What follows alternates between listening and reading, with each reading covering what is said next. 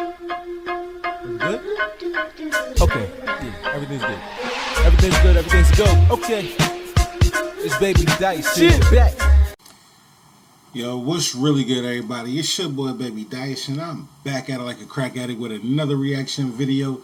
And right now, I'm about to check out Burnham, Best Clips, requested by the Black Queen. We got it, shawty, ain't nothing to it, but to do it, about to go ahead and dive on into it. This is a bit longer than what I'm used to, so I'm going to try not to pause it so much because it's so long, but we'll see what happens. Let's dive on in. I got a really good joke about video editors. Video editors are so fucking... I think we should do a poem right now, if that's okay. This poem is a little bit sappy, a little bit romantic, so... I got a really good joke about video editors. Video editors are so fucking... I think we should do a poem right now, if that's okay. This poem is a little bit sappy, a little bit romantic, so we'll get it out of the way now. And we will go back to the, the dirty stuff, you know, everyone loves at a late show or whatever. Okay. It's called I Fuck Sluts. It's not a roll call, but thank you. Sluts! Sluts! Sluts! Sluts! I fuck sluts! Sluts get fucked when I fuck sluts. No ifs, ands, and or buts. I fuck sluts! I fuck sluts! Nice girls are nice, but no good for nut sucking. They'll need a serene night to green light a butt fucking. But that'd be easy with sleazy old slut fucking boo to the nice girls. Praise be to slut fucking. I have a list. A list? Yes, a list of all the sluts I've missed. I've never fucked or sucked these sluts, and thus my nuts are fucking pissed. So when I fuck the lucky slut, my nut removes her from the list. Another dumb cum bucket struck from my nut-sucking, suck-it, slut-fucking bucket list. Yes, you hear the influences. Chaucer, Keats. Wow. Pages are blank, I know it. Why am I lying to you? Sluts can be white, black, brown, pink, or almond. They can be skinny with big tits or be skinny with small ones. Sluts can be perky, preppy, or posh with their brains and their clothes all shrunk from the wash. Excuse me?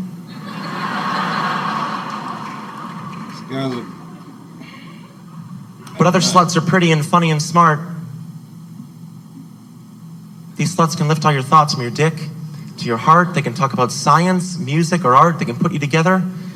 Or they can pull you apart, but don't trust these sluts, don't you dare. They'll force you to trust them and love them and care, and then they'll be gone, and then you'll be aware of that hole in your heart that dumb slut left there. Thank you very much. So, he was lashing out with sexist language because he had his heart broken. We all learned something.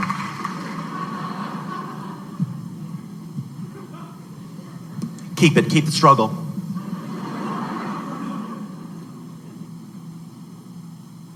We're having a lot of fun, guys. Don't worry about, you don't have to fill the silences with laughter or applause. I don't want you leaving the show thinking, my hands hurt from clapping, my stomach hurts from laughing. I just want you leaving the show thinking, all right. And we're on our way. I moved to Hollywood recently from Boston, where I grew up, and places. And I heard about these sort of wild Hollywood party nights that people would have, and I didn't think they were true until I moved to Hollywood and I started having them. Anyway, this is a song about a crazy night that happened a couple weeks ago. It's called "What Did I Do Last Night?" Yeah. Hey, what did I do last night?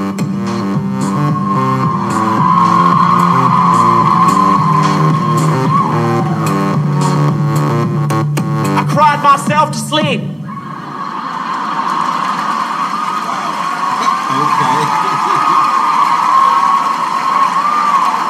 That's unfortunate, though.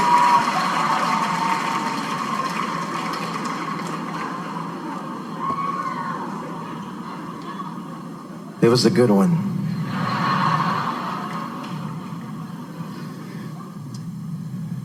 When did my mother first describe gay sex to me? Good question. I was 8 years old. What? I was 8 years old. She brought me into the dining room. She sat right across the table from me. She said, "Do you know how your father and I love each other?" I said, "Of course. You and Dad love each other more than two people in the world could possibly love each other." She said, "Well, two men can love each other in the exact same way that your father and I love each other."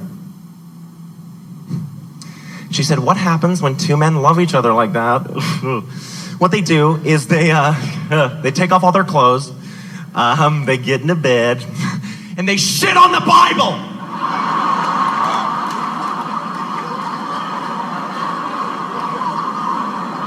That's extreme. So don't talk to her anymore. Okay.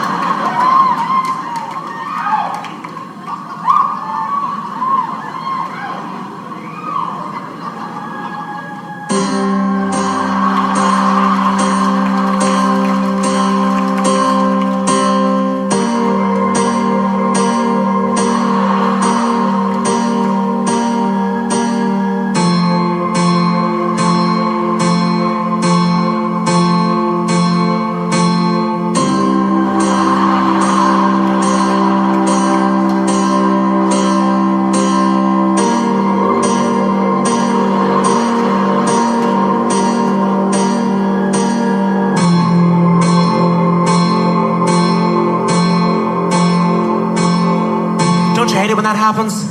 Yeah. Thank you. That's called beating off in A minor. Yes. Yes.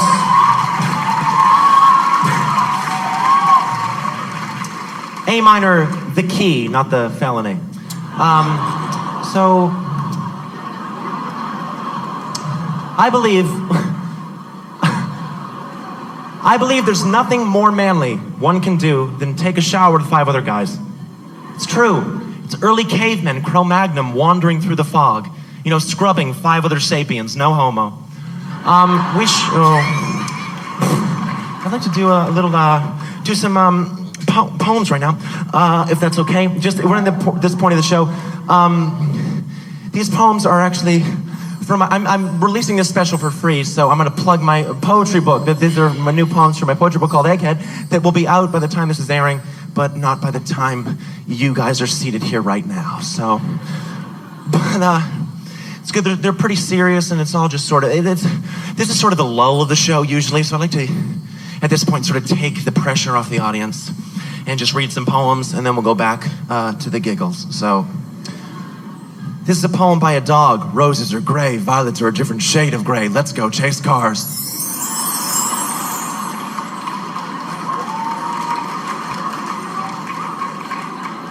Me, with my strange choice of adjectives. You, with your muscular teeth and clockwise vagina.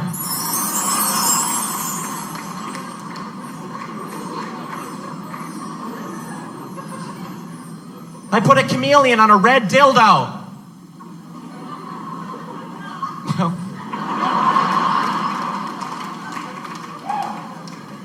He blushed. There we go.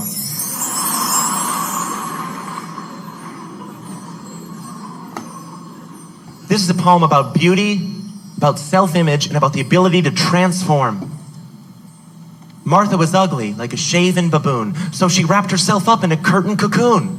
And after a week, she finally emerged. She smelled like shit. What a psycho.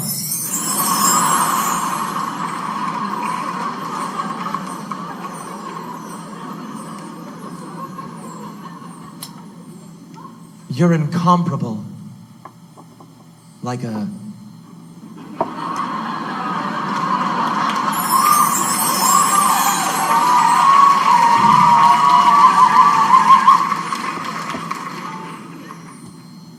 I want to beat you to death with a blunt object.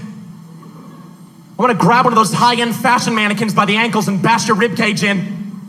I want to sharpen 50 pencils, bind them with a rubber band, stick the lead in your mouth and punch the erasers. I want to strap you to a bed of nails, then strap that bed of nails to the hood of my car so I can watch you suffer as we drive over speed bumps in a mall parking lot during an earthquake. I want you to somehow survive a terrible car crash, then somehow not survive a small fender bender on the way back from the hospital. Thank you, that's called Dad.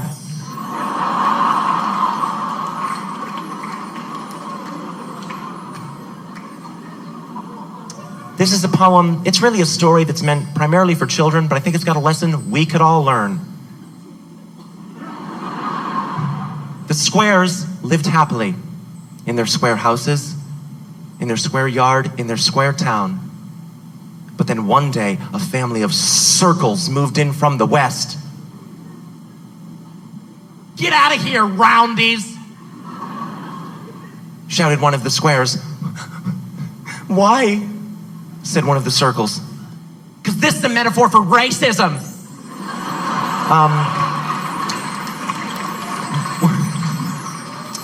When I walk into a party, you'd think I was one of those long, straight Tetris pieces, because everyone's just like, "Oh yeah, this guy's here. Finally, we've been waiting for him to show up." Like, you wait in the game, forget it.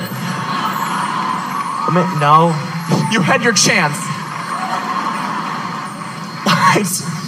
If I had $1 million, I'd pay your mother to have sex with me.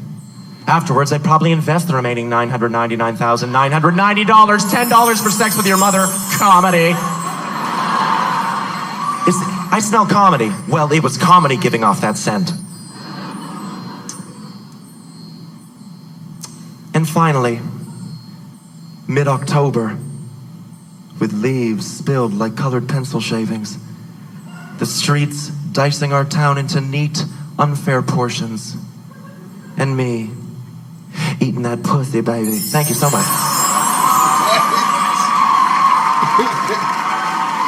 Okay. Walking between the microphones is really awkward. Tell me about it.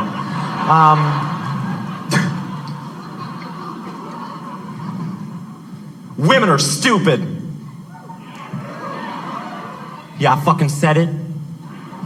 They're the weaker, dumber sex. I can prove it to you. I like to practice safe sex. Why? 'Cause I'm a guy and I'm smarter. What do women say every time? Every time I put on a condom, what do they say? "Why are you wearing a condom if I'm fucking you with a strap on? To be safe, bitch." Women, right? Wow. They're the dumb ones.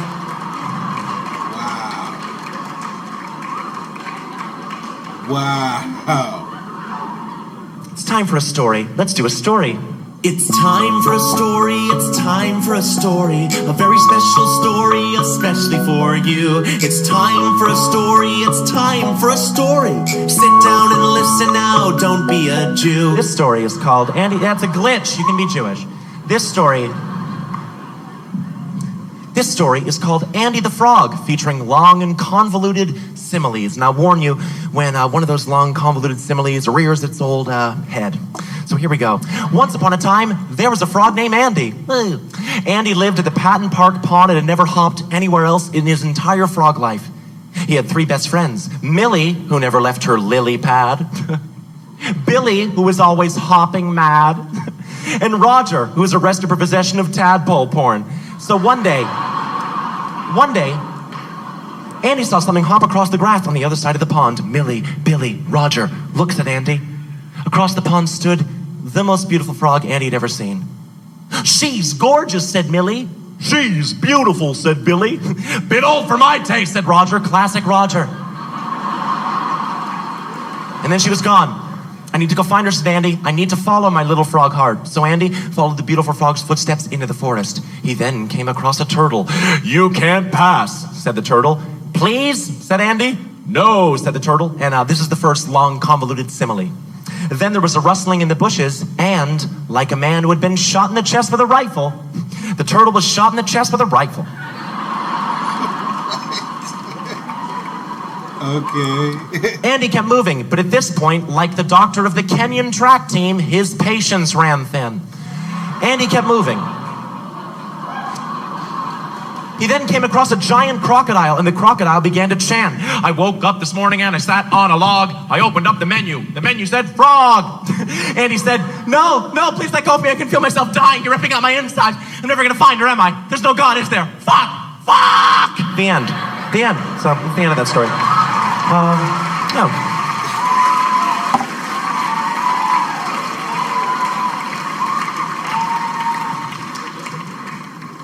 Yeah, if you're curious, the moral of that story is irrelevant because we're humans. Why would it apply to us? My father is so hard to get along with because he's such a man's man, He believes, like, for example, you should always fight fire with fire, which is a horrible way to live your life, especially for him because he's a firefighter, so... he was fired. That was as stupid as we get. But let's get a little stupider, huh? There's a creepy old man fishing in the park, and the only problem is he tied a candy bar to the end of his line. He's trying to catch a kid.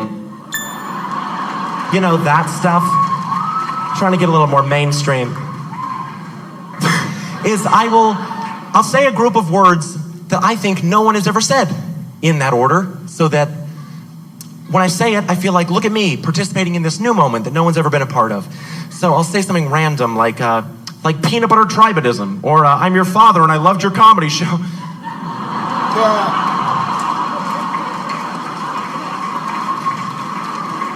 Or at first I was uncomfortable leaving him alone with my children, but then I saw his mustache. Phew. Or yo, check out this Amish website. Or I work at a toll booth and I don't want to kill myself.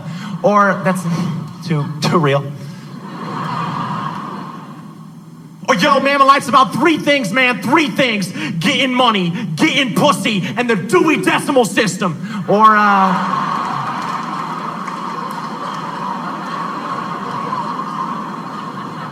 Or hey, can you hold my fanny pack? I'm gonna go fuck a woman. What?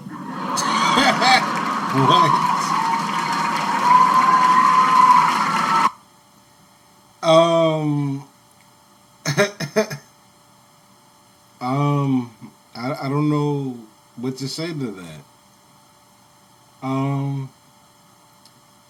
Shout out to the Black Queen for, first of all, for making this compilation. Because I believe this is on your channel, correct? Yes, it is. See, the Black Queen. Shout out to you for making this. This was just a compilation of interesting moments. He's pretty funny. I never said he wasn't. He's funny. He has his moments. But he's also very strange. He just kind of leaves you sometimes where you're just like, what? You know what I'm saying? But at the same time, he is funny. You know what I'm saying? So, a shout out to you, the Black Queen, for putting me onto this and, showing me these bits and things. Did I find it funny? Yeah. At bits I did. Some parts I did find it. He's funny. You know what I'm saying? Can't take that from him. He's definitely funny. Also very strange. You dig? He's also very, very strange. I don't mean that in a bad way, though. He's himself. That's how he get down. He's a strange kid. Cool. I ain't mad at it. You feel me? But very funny. Shout out to you for requesting it and putting me onto it. That's it for this video. It's your boy, BDyce. I'm up out of here, man. Early.